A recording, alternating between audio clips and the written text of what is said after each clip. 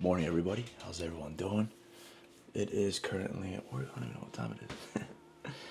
Let's see. It is currently 7:28 in the morning, Saturday, February 21st. I've been up since about like 5:30 or so. My mornings are really sacred. I really enjoy taking my time when I wake up. I don't like rushing into things. And usually I start off the morning with, some meditation, journaling, a bit of reading. After that, that's like the first 30 minutes to an hour. After that, I'll get some work done. I have to go to work by 6:30 sometimes, so from 3 to that time is when I spend just working heavily. My lady's asleep, there's no one bothering me. I'm able just to focus and dial in what I want to do. And one of my strengths is hyper focus. When I do something, I completely focus on it, and I'm able to get a lot of stuff done in less than an hour compared to if I had like 5 hours free. I'm naturally a procrastinator, but I'm aware of that and I have to force myself to get work done. That's just how I've always been. But again, I hyper focus on a lot of the stuff I do, and it's been a big strength of mine. So, yeah, kind of a different setting. We're in my office today. It is kind of a man cave, It's kind of dirty, so I apologize if you see like shit everywhere. I've just been so busy with just getting projects done and trying to just stay focused on my business. It's an excuse. Maybe it's an excuse. I don't know. I should clean everything up though. As most of you know, the E36 isn't clean. It's a good car, but it needs a lot of work. It needs a lot of work to get it looking somewhat cleaner than what it is right now. So we're gonna go out to the garage in a little bit and go start working on that. Later, I believe we have a shoot with my buddy 2F Legit. We're gonna be doing a promotional ad for a company that sponsored him with some cool underglow and all this stuff. So I'll take you guys with me, and we'll talk about how I plan my shoots and essentially, my ideology and my perspective around what I try to look for and what I try to plan for. This is completely random, but let me show you guys something. So, my birthday was the other day, and my little brother decided to get me this. Look how freaking sick that is. It's a little F1 car with Canon on it, dude. I rock Sony, but I respect the fact that he was thinking about his older brother and like me, using cameras and all that stuff too. So that's so sick. Little bro, if you're watching this, thank you so much. Me and Linda are gonna start building this probably today, actually. If not, then we'll start tomorrow. But yeah.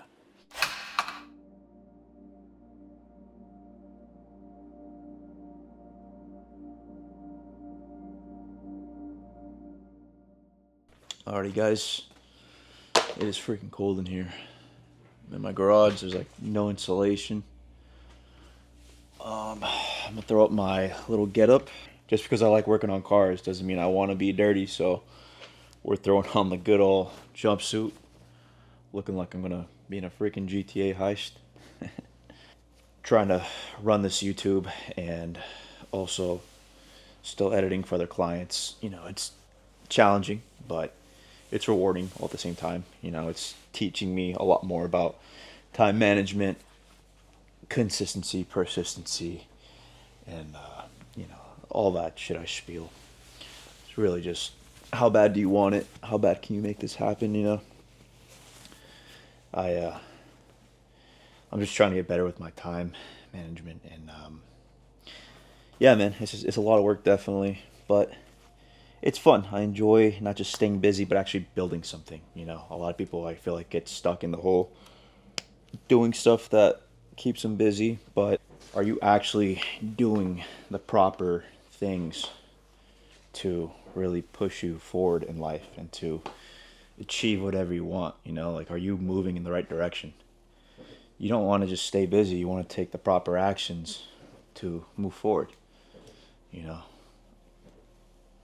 The sooner you can realize that and really break down what's moving you forward and what's holding you back that's the difference in everything. That's the these fucking shoelaces.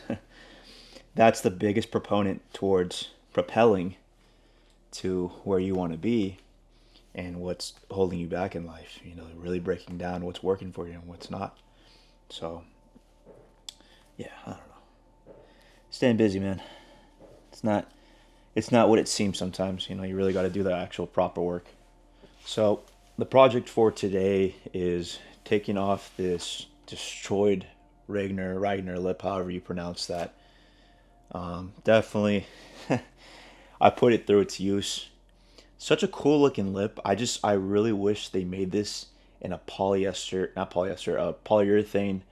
material. Just because the ABS, man, it breaks so easy. I had this thing for less than like a year and a half, and give or take, I drove some terrible roads too. So I mean, it was bound to break.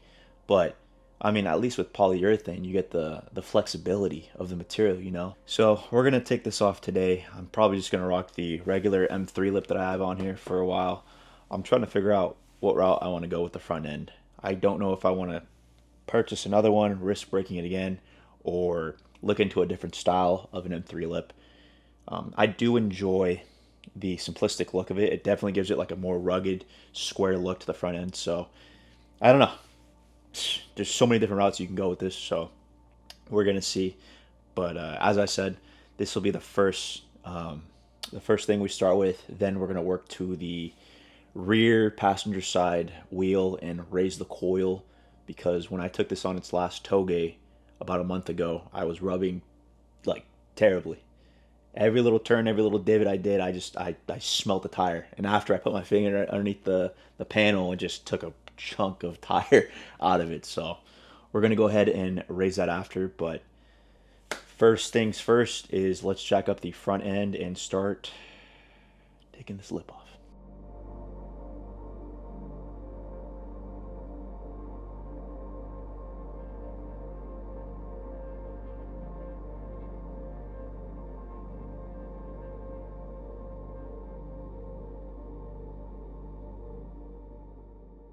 Got my Phillips tip right here. FYI, Harbor Freight, phenomenal. I'm sure a lot of you guys know this, but I've had this for like 8 years.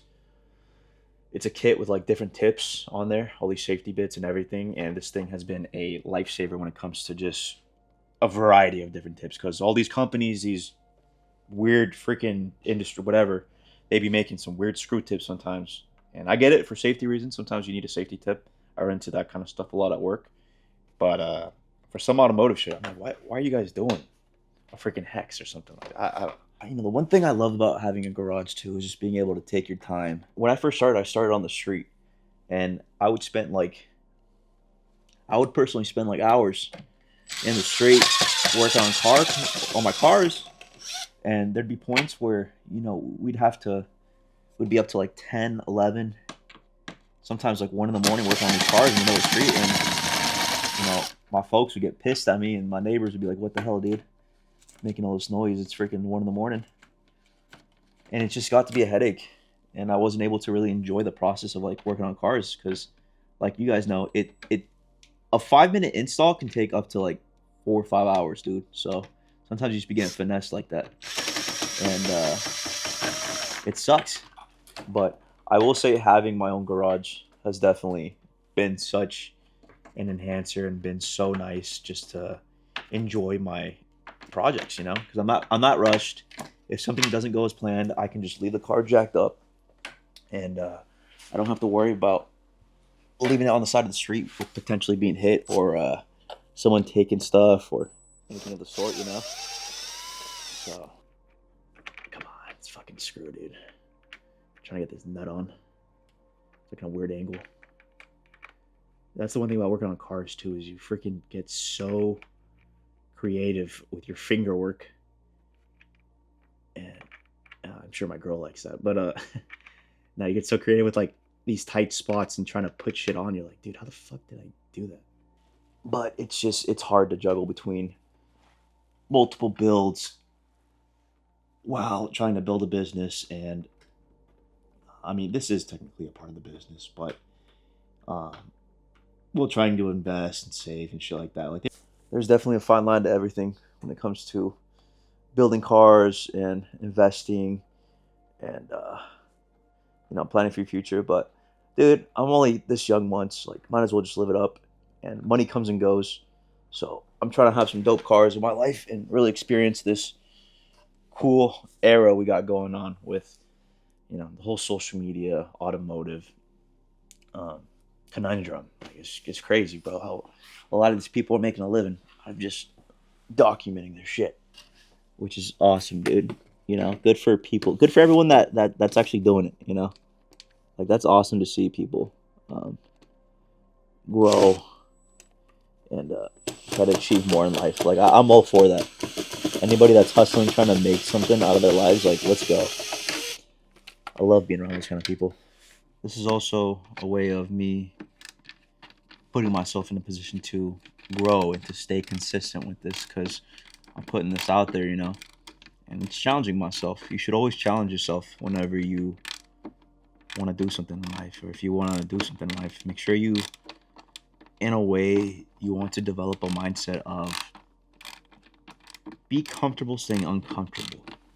And, you know, that's me personally, that's hindered my growth immensely, is being comfortable in a sense, you know. It's not bad. You want to enjoy the fruits of your labor, you know, but comfort is a drug that can definitely hinder your growth immensely, and it definitely holds a lot of people back in life. And you don't want to be one of those people that look back when you're like 80 years old and really think about, damn, dude, I wish I would have done this, or I wish I would have done that, but I was afraid, you know. And you definitely don't want to have that mindset. You want to pursue whatever you want to pursue, and just my biggest advice to anybody, if you want to do anything in life, is just go at it. Don't be afraid to fail. And I said this last time, is I fail all the time, and I'm not even afraid to fail anymore. If I want to try something, I'll try something. And if it doesn't work out, it doesn't work out. But at least I know that I tried, and I really did my best. And again, that's adding to my belt of experiences and me doing things, and it's only building the confidence at the end of the day. So, yeah, if you're gonna do something, make sure you do it, and you don't give up. Just like this freaking lip has pissed me off, and I'm not gonna give up. Oh, sweet. There we go. Like I said, such a cool design and style lip, but the fact that it's ABS is just, come on, dude. Polyurethane's where it's at, man. But it looks so cool. I don't know if I'm gonna get another one. We'll see. Today I just didn't grab any. Right now we're gonna get some gloves. Got a nice little seat. Let's get our impact ready. So these are the essentials right here. Impact, tape measure. This is the beater. Put it on the coil to adjust. And obviously we got our good old Milwaukee headlamp or neck lamp. Hopefully it's just enough. Damn, these wheels are dirty.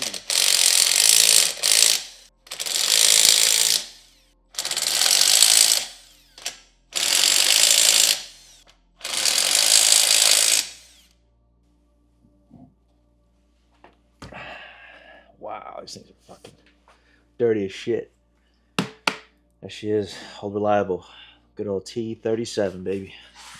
Yes, sir, yes, sir. Having this garage to myself, no one's bugging me.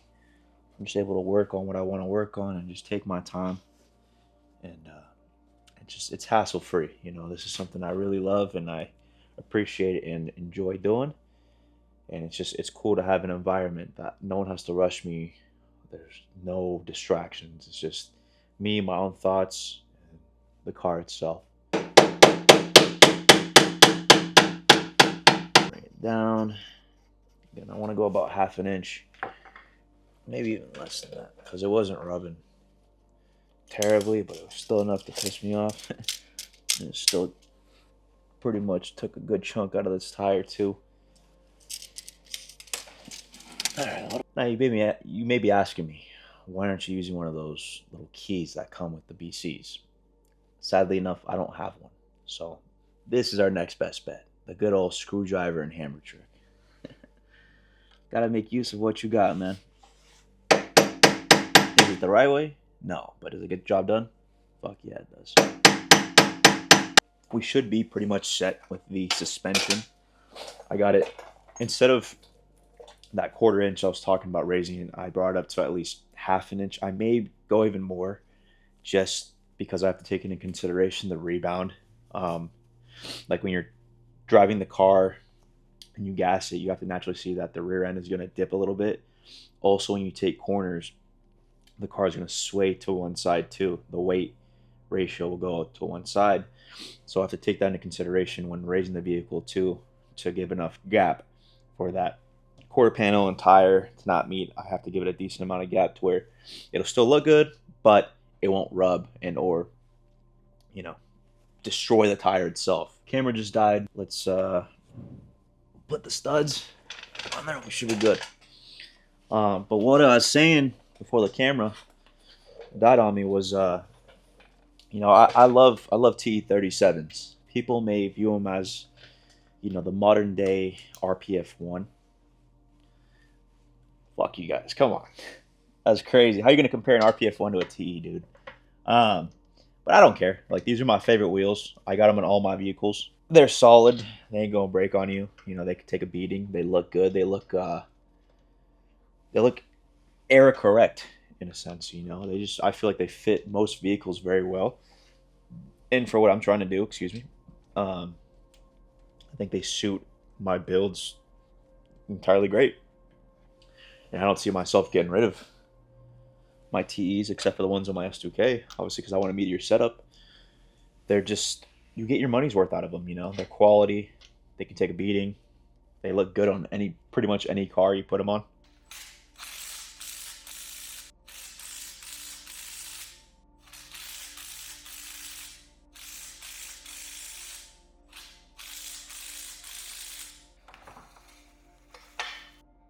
So like I was saying, that should be good. I think that it still looks good.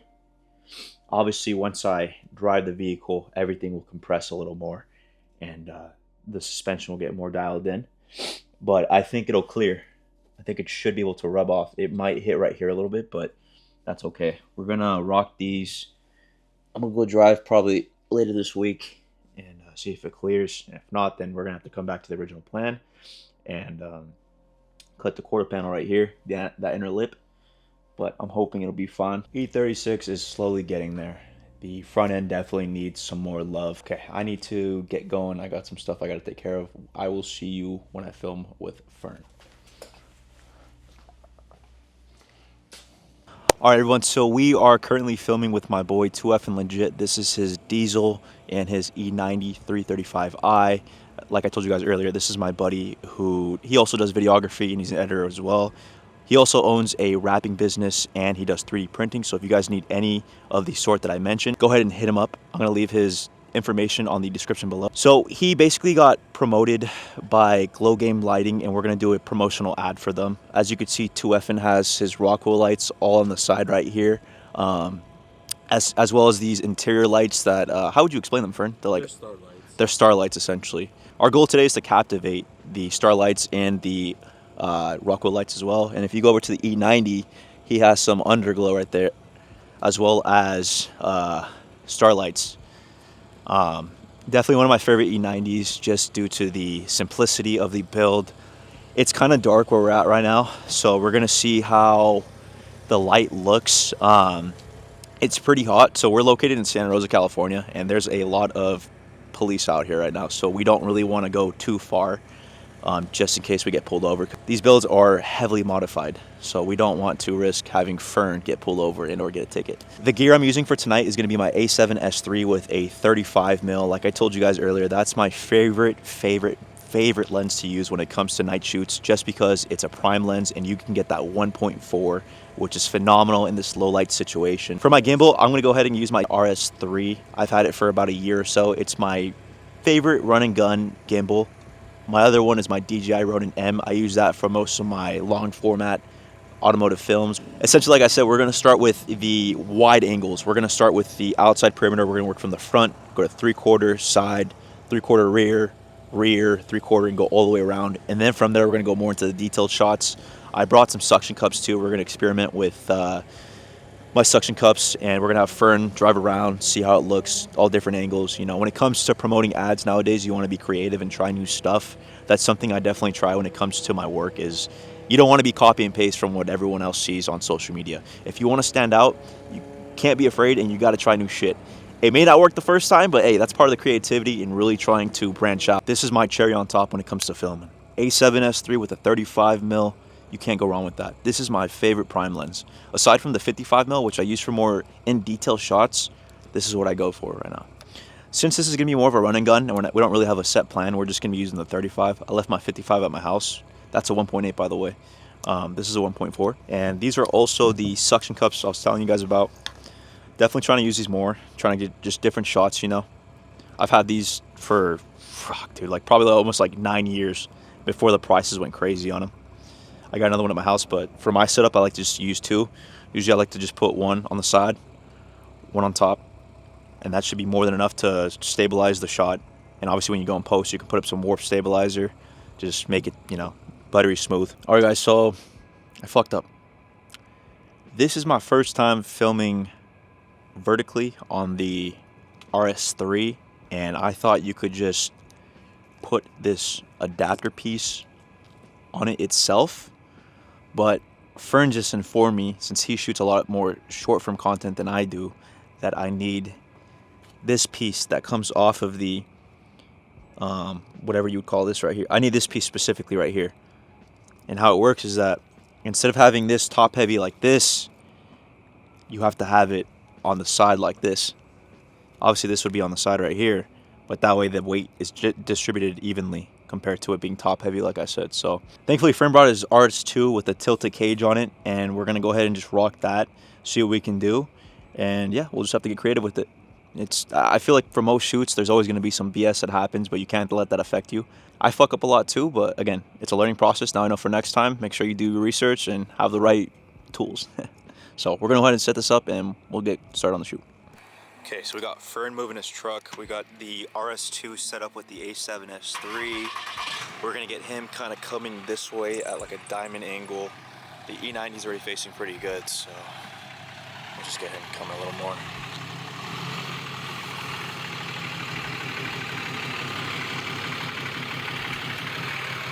Let's see. Yeah, that should be good.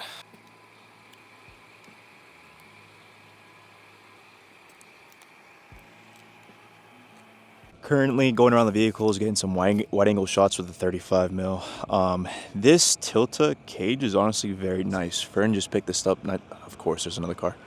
Fern just picked this up not too long ago, and honestly, it pretty damn good, dude. Like, I like the grips. I like how it feels. It's pretty light for the most part too, so no complaints on it.